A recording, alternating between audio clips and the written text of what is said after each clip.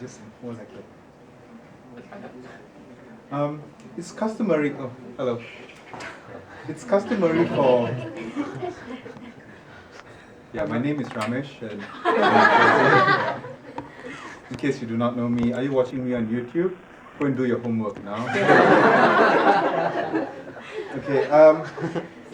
It's quite common for people when they give a talk and someone dear to them has passed away, they dedicate that talk to that person in memory of that person. And so a very good friend of mine passed away 2 days ago, June Stoughton.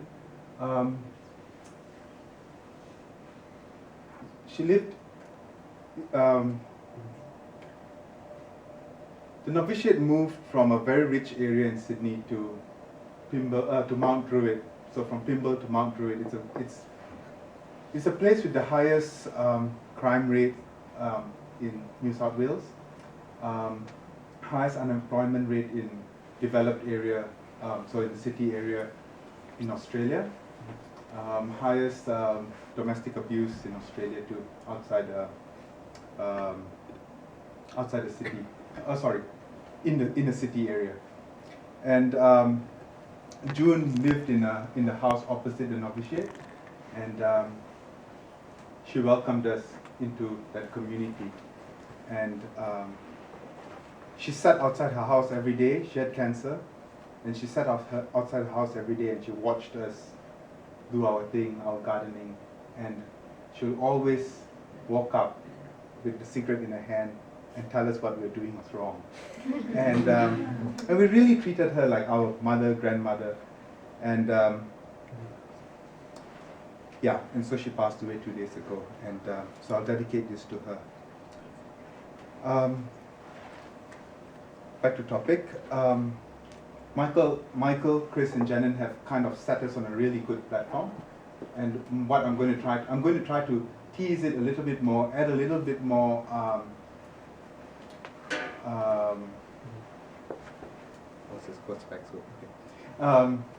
add a little bit more of my experience and use a bit of share with you a bit of homilies or quotes from saints and a biblical passage that has touched me along the way and has given meaning to my life. All right? Yep. Yeah, okay.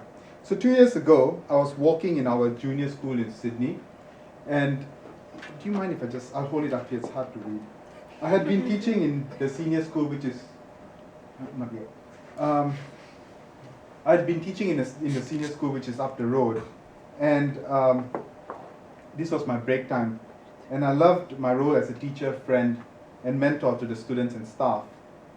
I was getting lots of praises too from the parents because I was leading retreats for the parents at night and also for the students in the day. It was so easy to fall into the trap of self-glorification, and I often reminded myself that it is not for me. I am not the message, I am the messenger. But it sank even deeper for me when I saw on the wall of the junior school the message attributed to Saint Teresa of Avila. Christ has no body but yours, no hands, no feet on earth but yours.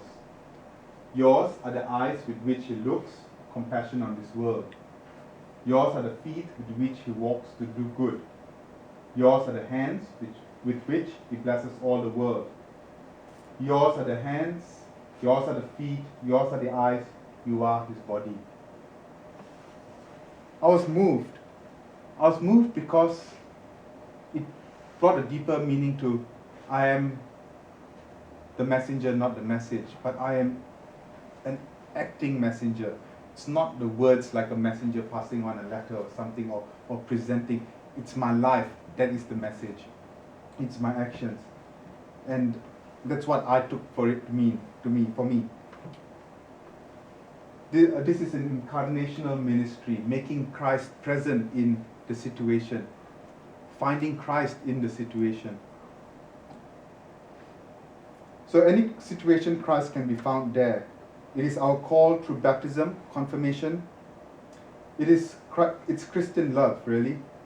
I need to emphasize that as much as I am the body, eyes, hand, and feet, I am at the same time encountering Jesus in the other. So it's not me only being Christ and, I'm Christ, but I'm meeting Christ in the other. So it's not about me alone. So Jesus is not only the typical image of the beggar down the street, but Jesus is in the guy that stole my umbrella yesterday when it was raining. Jesus is in the mother who is so distraught going to abort her child. Jesus is in the aborted baby who has done no wrong. Jesus in the rapist. Jesus in the doctor who performed the abortion. Can I accept Jesus in the form of the most broken person? And this leads me now to talk about the Eucharist and its role in my life. I truly believe that the energy we pick up from the Eucharist is to be used to carry the good news to others, especially to the most neglected in the community.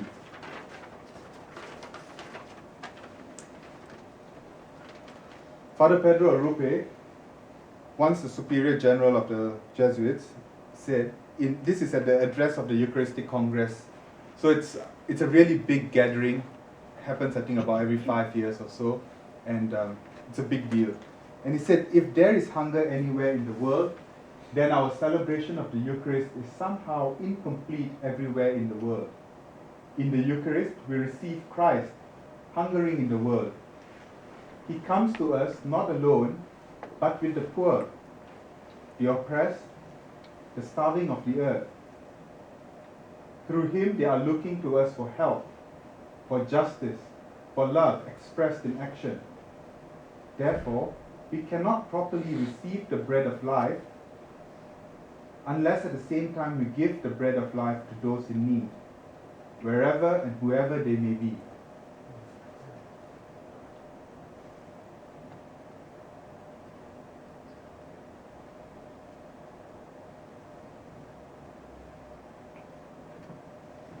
Do you want me to tease that out a bit, break it apart, or do you understand what it says there, what he meant? He's basically saying that Jesus comes to us. We might, not all, we might have the image of a perfect, of Christ is perfect. We might have the image of Christ wanting to coming to give us life only, but not to give life to others. What this one is saying is Christ has come to give us life so that we may go out and give life too. And that is because Christ comes not alone in the Eucharist, but as a communion with all the people, with all its baggages that it comes with. So the compelling need to complete the Eucharist with some form of ministry to others has always been a tradition in the Church. In the 4th century, St. John Chrysostom wrote the powerful words, these words. What use is it that Christ's table glitters with golden cups if he himself is dying of hunger? First of all, relieve his need. Then, with what you have over, deck out his table as your will. No, you offer him a golden cup and refuse him a glass of cold water. Adorn the house of God, but do not despise your needy brother, for this brother is a temple more precious than any that you have built for God. So this is in the 4th century, way early. This idea of the Eucharist. We receive the Eucharist to go out. I'll tease this one a little bit. So what use is it that Christ's table glitters with golden cups if he himself is dying of hunger? So if you spend a lot of money, you spend a lot of your energy doing what you believe is right for the other, but at the same time you're forgetting what the other needs. I'll give you an example, a real day example, true story. The government, Australian government, built a few houses for Aboriginal people in the outback. And so, as part of building this new concrete house, they provided stoves. This Aboriginal community had never used a stove before. They used to gather fire and then cook. But because they had stoves for the first time, what they did was they brought all the stoves from all the new houses, combined it together, so they had a real big fire happening here, and then they killed the kangaroo and hung the kangaroo from the ceiling, from the roof, down, and with this gas stove fire, all the burners coming up this way, and so the kangaroo was being cooked that way, in the house. What happened was, the fat from the kangaroo dripped down, and the whole house caught fire, the new house. So, this is an example of where we want to give people what we think they need, but we are not listening to them. We're not stopping and listening to what the person actually needs. So, we want to offer them the golden cup. We want to talk to them about God and everything, which is important. He's not denying it. But first, see, he says, adorn the house of God. So he's not denying that that's very important. But he says, first, welcome the person. Give the person what the person needs first. So Pope Francis, in the latest interview, used an example of the war hospital. He said, if someone comes with a broken toe, with war injury, so maybe his leg is blasted, you don't ask the person what's his cholesterol level. You deal with the wound first. And then when that person is healed with that problem, then you deal with his cholesterol, diabetes problem. But first, you cater for, you help that person for what he needs first. That's in reference to divorce, marriage, and that kind of stuff. That was his Pope Francis reference when he said that.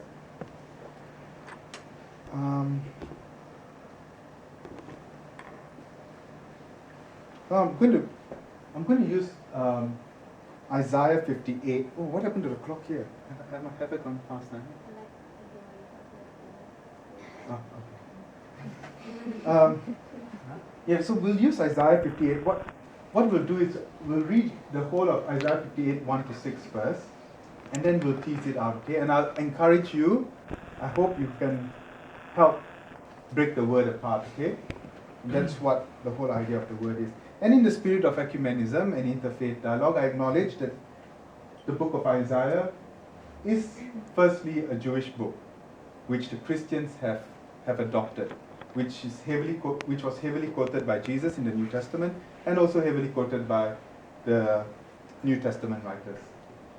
So, Isaiah 58, verse 1 to 6. Shout out, do not hold back. Lift up your voice like a trumpet. Announce to my people their rebellion, to the house of Jacob their sins. Yet day after day they seek me and delight to know my ways, as if they were a nation that practiced righteousness and did not forsake the ordinance of their God. They ask of me righteous judgments. They delight to draw near to God. Why do we fast, but you do not see? Why humble ourselves, but you do not notice? Look, you serve your own interests on your fast day and oppress all your workers. Look, you fast only to quarrel and to fight and to strike with a wicked fist. Such fasting as you do today will not make your voice heard on high. Is such the fast that I choose a day to humble oneself? Is it to bow down the head like a bulrush and to lie in sackcloth and ashes? Will you call this a fast, a day acceptable to the Lord? Is not this the fact that I choose to loose the bonds of injustice, to undo the thongs of the yoke? Sorry, I meant to go to 7 actually. Is it not to share your bread with the hungry and to bring the homeless poor into your house? When you see the naked, to cover them and to not hide yourself from your own kin?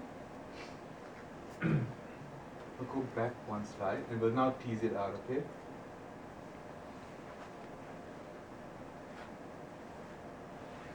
And we pray for the Holy Spirit to guide us as we break this word apart and acknowledge that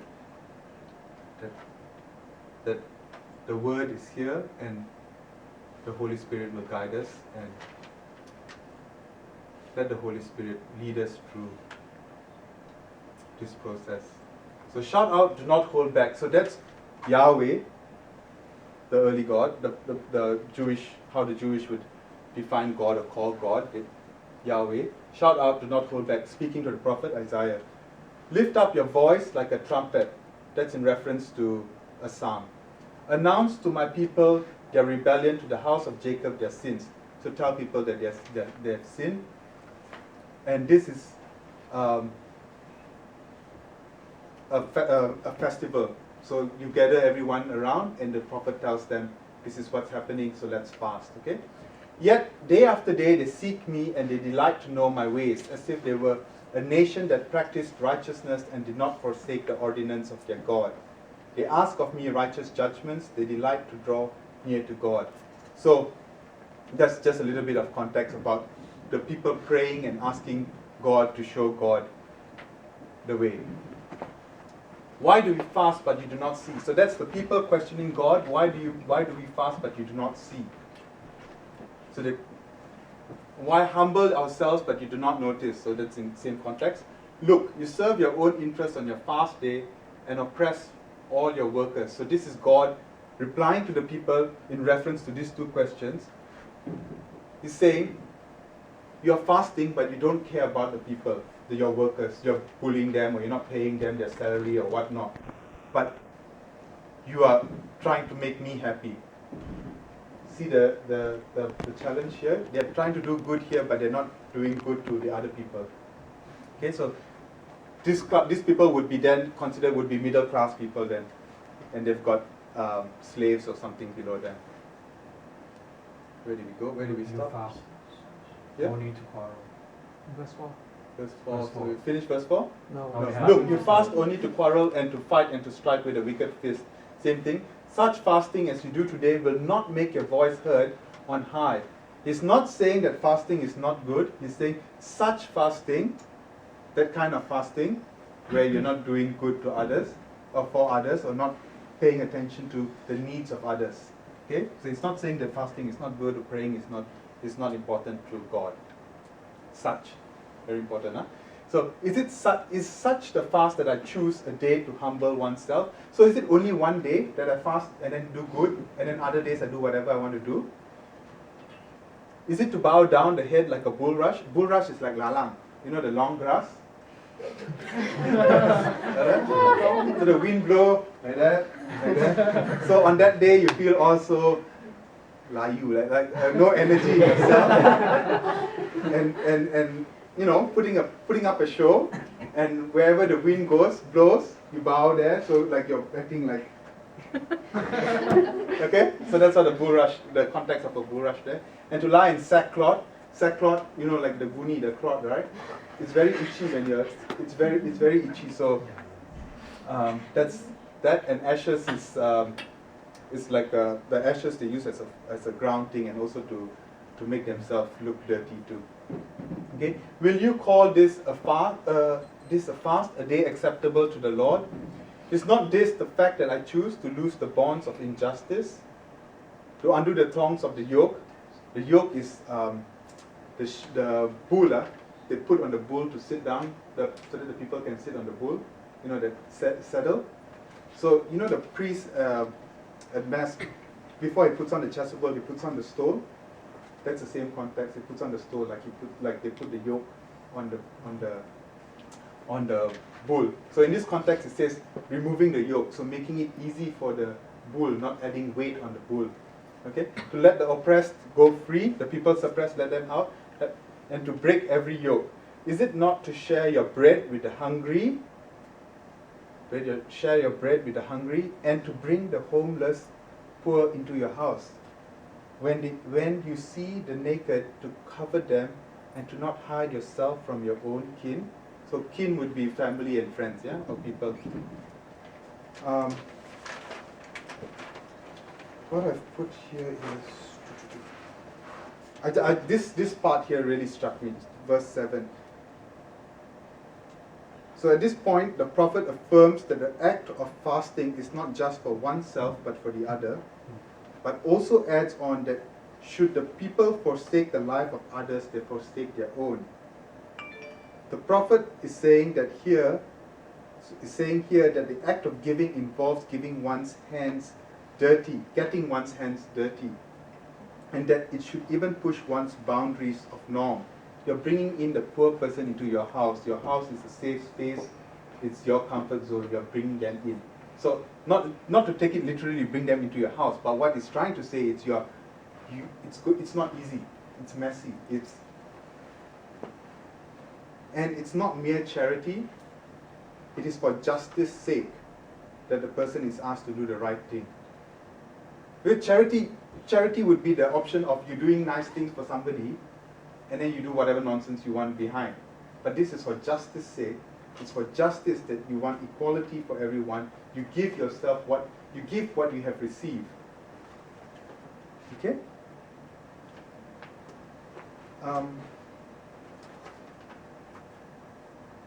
Stacey wanted me to tell you this mopping story. Do you still want? How's the time like? Time. Are we good with time? Okay. All right. So the mopping story.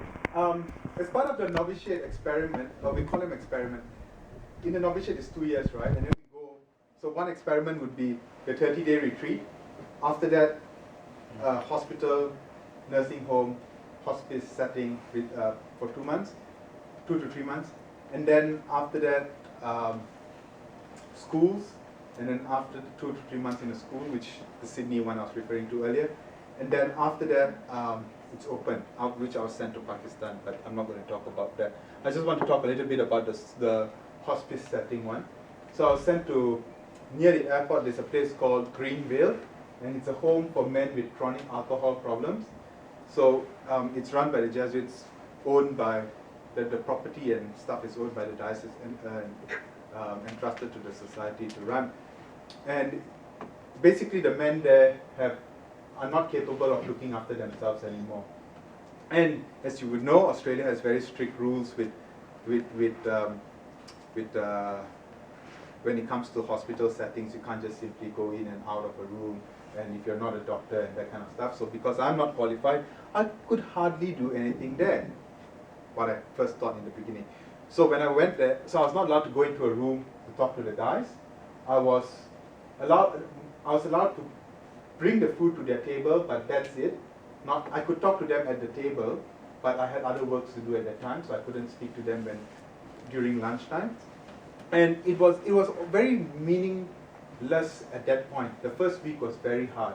It was very, very hard. I just didn't understand why someone who's finished university studies, who's worked, who's had a brilliant time on retreat. I just finished my 30-day retreat, who's so gung-ho to go out and make some changes in the world, is now only bringing plates to the people, not the word only, bringing plates to the people with food, and that's it. And mopping the floors early in the morning. We'll go to mass first, and then mop the floor, and then hang around. Remember, I cannot meet unless they come out of their room. I can talk to them. If not, I can't talk to them. And then lunchtime, feed them, and then that's it. Really, I didn't understand why I was there. So anyway, and I was praying. I was praying to God and telling God to help me understand what is going on. If not, find a way to get me out of there. I'm born for greater things. Let me do something else. Right? So one day I was mopping the floor. So it's long corridors, yeah. So it's like Chris' photo just now, you know, the rooms. So there's a long corridor like that, exactly the same. And my job in the morning, the first job was to mop the corridor before the guys actually wake up, so that they don't walk around the wet floor and slip and fall and stuff like that. And because they are disabled, I don't know what's the right politically correct word now that we use for, is disabled the right word? I don't know, I don't think so. I think challenged, physically challenged. their hands move like that. So when they make their coffee, they go to the pantry and make their coffee will spill everywhere like that. So my job is to mop the coffee marks and all that they had left at night when before I went to sleep. I normally clean up the place, but they can't sleep properly, so they'll make coffee and stuff like that. So basically my job is to mop. And so I'll be mopping every morning the same thing, but I just didn't understand what the hell I was doing there. Like anybody could do the mopping, right? But one day I realized that I was mopping. It was brilliant because it was red in color, and I was mopping the floor. I know I've been doing these actions quite a bit already, and I just had this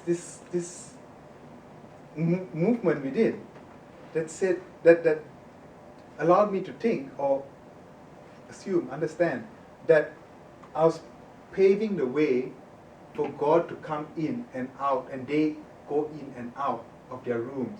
Because the floor was red, and you know that whole idea of a red carpet. And because I was adding water to it, the red came out more, if you understand what I mean. But it was as simple as that struck me and gave meaning to what I was doing. So for 3 months, I was there, mopping the floor. For the first week, it was hell. But after that, I enjoyed myself. I looked forward to mopping the floor in the morning. And over the time, because I mop and I don't know, I'm such a clumsy guy, I always hit the mop against their doors when I'm doing like that, right? So then they will come and open their door because they think I'm knocking on their door. And then that allowed the conversation because they came out of their rooms. I could talk to them. So, but I wasn't intentionally hitting their room door. What else? I think that's it, right? Okay. Many things. Oh yeah, I just want to add this thing. Many people say their prayer is their work. Have you heard of that term before? My work is my prayer. Have you heard of that term before? I don't know what that actually means. I think, using this mopping thing as an example, it's only through prayer did I understand what was going on, how God was relating with me, how I was relating with God through these people and through my actions and through the works of charity. So I think it's from there, and then the actions become works of prayer. So I think people who say their prayer is their work but don't actually spend the silent time praying, I don't understand if they don't do that, what it actually means by prayer being a work. Because what I think is, from my experience, work could be your everyday life. Like for my experience, it's like, especially when I cook, I pray because I enjoy cooking. Yeah. So the act of love comes in by exploring things like herbs and stuff. Because you enjoy, your love comes in, so you pray, thanking God for the food that's been served. Yeah. Like for example, when you're mopping, at first you didn't quite like it. Yeah. But eventually you understand it's not using your gifts and your talents to show an act of love. In turn, then you become a prayer, a work of prayer to allow you to enjoy, and allow you to talk to the people that you wouldn't able to. So that comes as a process. Yeah. So exactly. So that's the prayer becoming work. Oh, work becoming prayer, and prayer becoming work. Vice versa across. Okay. Lastly, I've said this line just now, but I want to say it one more time. If you forsake the life of others, you forsake God's, and in consequence, you forsake your own. Okay, now we'll break into groups of 6. No, we don't have time for that. No, what do we